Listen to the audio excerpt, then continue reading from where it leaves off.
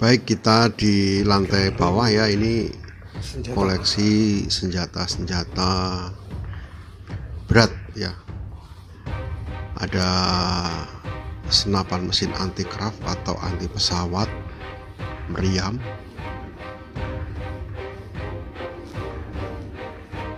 dan di sini di sebelahnya ada pelontar mortir. Seperti ini bentuk dari pelontar mortir ya, ini yang ukuran kecil dan biasanya ini detachable atau bisa dipisah. Jadi nanti untuk larasnya ini bisa digunakan di lain tempat dan dirangkai kembali seperti ini. Nah, ini bisa dipisah menjadi 3 bagian ya, tripodnya tersendiri, larasnya sendiri, dan padnya atau landasannya sendiri. Cara kerjanya sebenarnya peluru mortir dimasukkan dan nanti ada picu di dasar dari selongsong.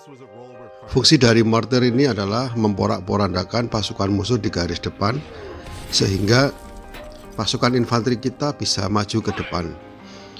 Harus diperhatikan jarak tembak yang sangat ditentukan oleh sudut dari penembakan.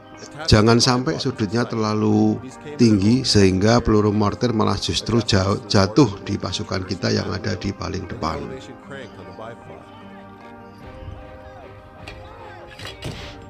Jadi ini jatuhnya harus agak lebih jauh ke depan, di depan dari pasukan kita. Ini adalah mitrailleur atau senapan mesin buatan Jepang tipe 89 dengan kaliber 7,7 dengan peluru sebanyak 250 peluru dengan jarak jangkauan 1000 meter. Senapan ini pernah digunakan oleh Detasmen 2 Brigade 17 Surakarta pada tanggal 12 November 1949 dalam perjuangan membumi hanguskan markas Belanda. Di sebelah mitrailleur sedang tipe 89 tadi masih ada beberapa senapan mesin, dan yang ini ada senapan mesin atau mitrailleur tipe 92 heavy machine gun ya, yang ada di sebelah kiri kita ini. Senapan ini masih buatan Jepang dan digunakan oleh Angkatan Darat Kekaisaran Jepang pada tahun 1932. Dalam mengoperasikannya diperlukan tripod dan ditenagai oleh 3 personil. Senapan ini mampu memuntahkan peluru sebanyak 450 butir dalam semenit pada jarak 732 meter. Dan maksimum pada jarak 2,5 km. Senapan ini juga digunakan oleh Cina dalam Perang Korea 1950 sampai 1953. Sebelumnya digunakan oleh Jepang untuk berperang melawan Cina di 1932 pada masa Perang Dunia Kedua ya. Senapan ini berhasil direbut oleh Sekutu Amerika. Nah, itu adalah marinir Amerika, dan ini adalah cara penggunakannya seperti ini teman-teman ya. Jadi tripodnya ini harus ditahan karena memang recoil atau hentakan ke belakangnya ini sangat besar. Nama tipe 92 ini mengacu pada tahun mulai dioperasikannya senapan ini. Namun bukan tahun Masehi, melainkan ini adalah tahun Jepang. Tipe 92 mengacu pada tahun 2592 atau dalam tahun Masehi adalah 1932. Senapan lainnya adalah senapan mesin Browning tipe 1974. Ini dengan kaliber peluru 12,7 mm. Untuk saat ini TNI masih menggunakan Browning, yaitu Browning M2. Senapan ini digunakan sejak tahun 1933 oleh Belanda, dan sampai saat ini TNI Angkatan Darat masih menggunakannya. Browning M2 atau M2 Browning ini beratnya 38 kg, sehingga hanya ditempatkan pada markas, pada kendaraan lapis baja, dan pada helikopter. Browning yang lainnya adalah Browning tipe M1917. Nah, senapan ini sangat besar dan digunakan untuk senapan anti serangan udara. Di depan di laras ada semacam selubung besar, itu adalah pendingin. Jadi sebenarnya Browning M1917 dan senapan mesin sebelum Browning M1917 adalah Maxim 1910. Senapan ini berpendingin air yang dimasukkan pada selongsong yang menyelubungi dari laras. Karena bentuknya yang besar, maka senapan ini banyak ditempatkan pada kendaraan bermotor atau mobil ya, dan kemudian kendaraan lapis baja. Juga ditempatkan pada markas. Senjata ini mulai tersebar di Asia pada masa kolonisasi Jepang atau masa penjajahan Jepang di Asia. Dan ini adalah cara kerjanya.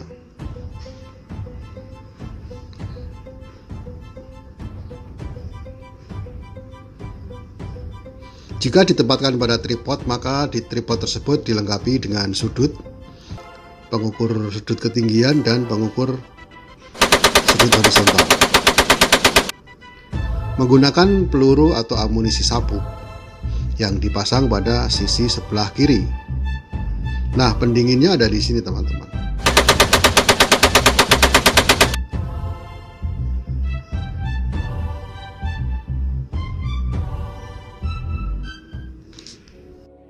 Oke, kita beranjak pada senapan mesin berat. Dan di sini ada Bofors Swedia.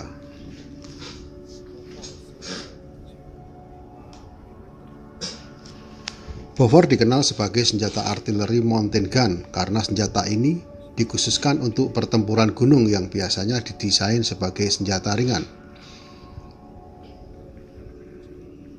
Meskipun bentuknya besar seperti ini dan berperisai, ini dapat dipreteli ya.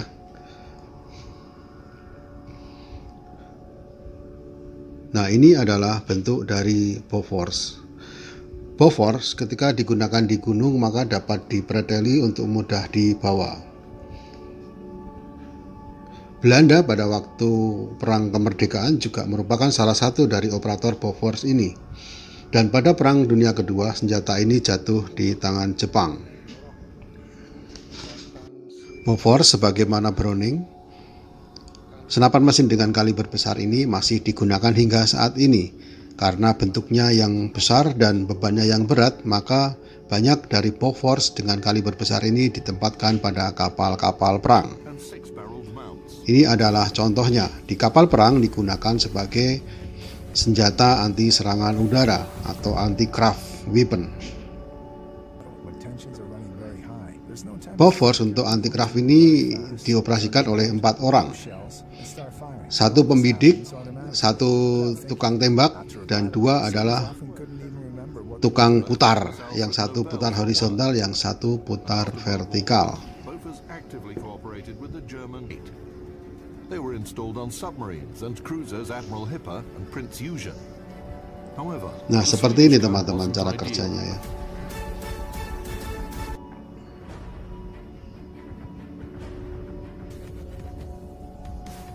The mechanical drive system on ship-based anti-aircraft mounts would break down due to its exposure to salt water and needed to be replaced with a hydraulic one. The air cooling of the barrel also had to be replaced with water cooling. Also, some design modifications were required. Pada penggunaan Bofors di kapal perang, senapan ini menggunakan pendingin air.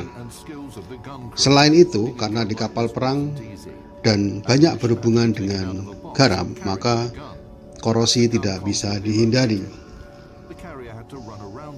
Untuk itu, penempatan Bofors pada kapal perang juga dilakukan penggantian material-material yang menjadi lebih tahan terhadap karat. Di Indonesia, Bofors 7040 ditempatkan pada KRI Teluk Lampung 540. Sebagai contoh, kapal-kapal lainnya tentunya juga menggunakan Bofors. Yang terbaru, Bofors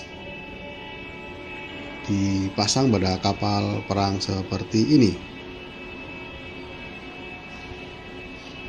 Untuk sudut vertikalnya bisa hampir tegak, dan untuk horizontalnya bisa hampir berputar atau hampir 180. Oke, kita beralih pada senjata-senjata berat, yaitu howitzer. Untuk pertempuran darat, karena bentuknya yang besar seperti ini, maka howitzer ini ditarik dengan kendaraan atau dengan mobil.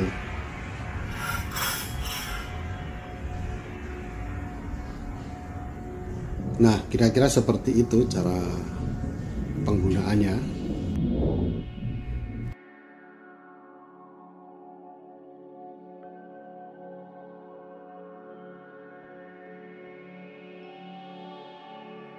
Tipe 75 mm. Ini meriam kecil bikinan Cina, lucu, ada perutnya di belakang, dan ini adalah tipe tolak balik atau recoil.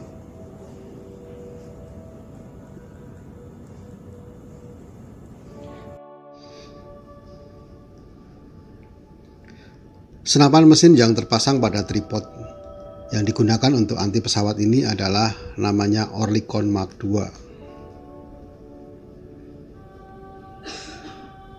Ada sandaran bahu, dan ini cara penggunaannya. Oerlikon Mark 11, bukan Mark II ya. Ini menggunakan drum sebagai magazin peluru, sehingga bisa memuntahkan peluru hingga ratusan. Oerlikon sampai saat ini masih digunakan. Bahkan pada beberapa kapal perang di Indonesia juga menggunakan Oerlikon.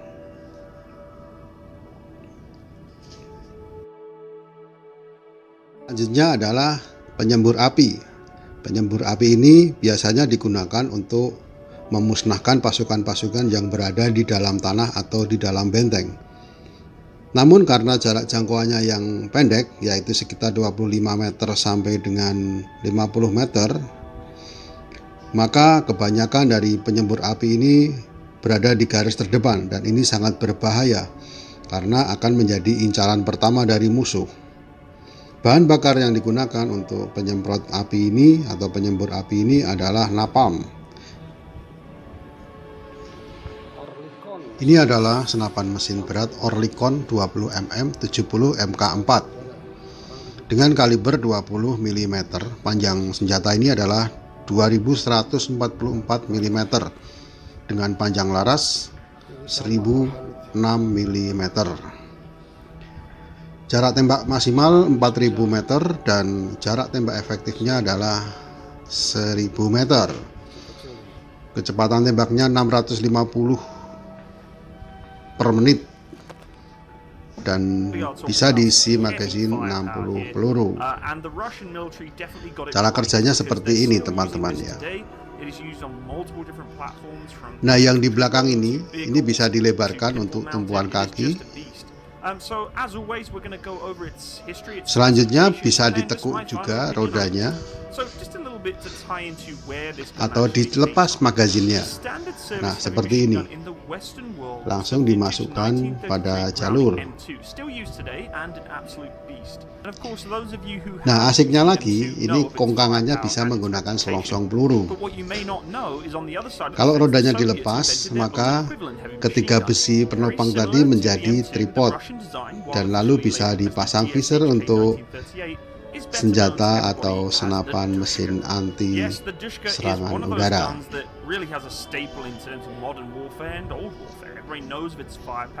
We've seen it on many movies, including Rambo, where he's blasting out a helicopter out of the sky, and it's really come with a very strong reputation. Cara kerjanya seperti ini, dan ini masih menggunakan hentakan gas. Nah, besar sekali, teman-teman.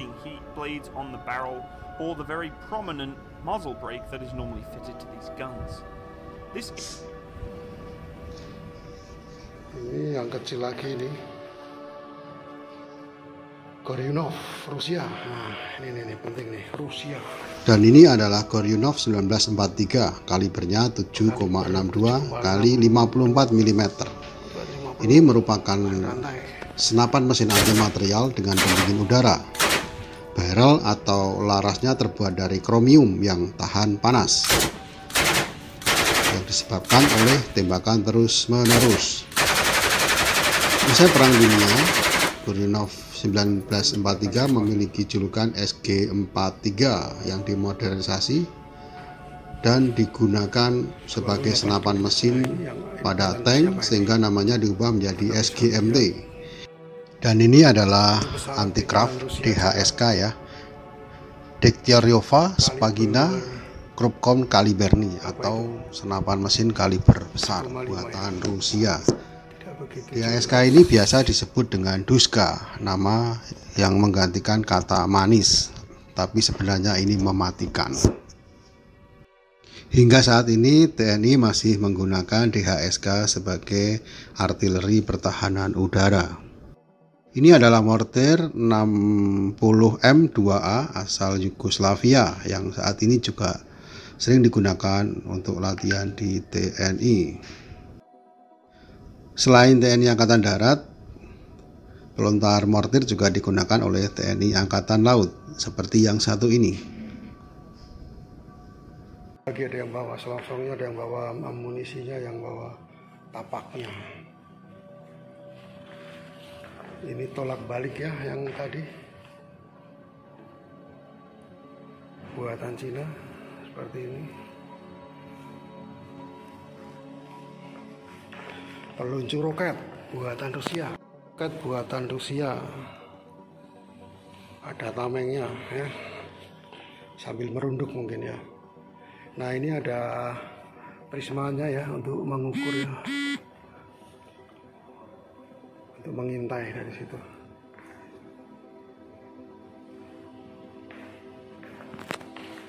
Kacanya ya buat ditutup begini ya. Kalau lagi mau nembak biar nggak kena semburan.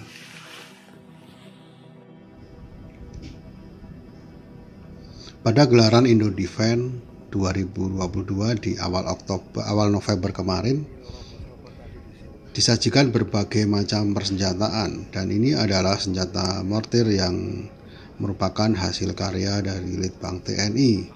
Ada juga truk yang digunakan sebagai truk radar atau weapon locating radar. Ini juga merupakan hasil Litbang TNI. Dan di sebelahnya ini ada MLRS. Nah, ini yang tadi yang radar locating tadi ya. Ini yang MLRS. Masih dalam tahap pengembangan oleh Litbang TNI.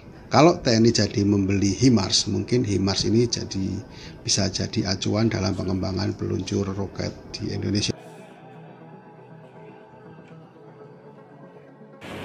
Erhan 122B. Setidaknya ada 40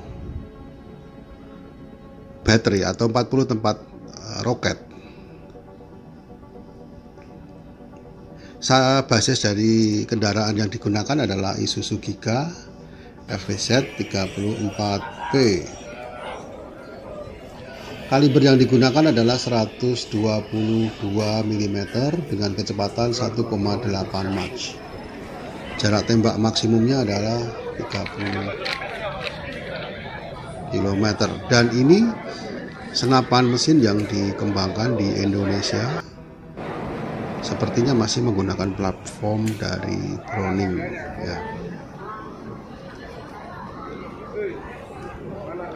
Ini teman-teman beberapa pelontar mortir yang sudah dimodernisasi. Dan ini adalah mortirnya. Ini yang panjang ya, yang seperti dilihat tadi. Oke, sampai di sini dulu teman-teman.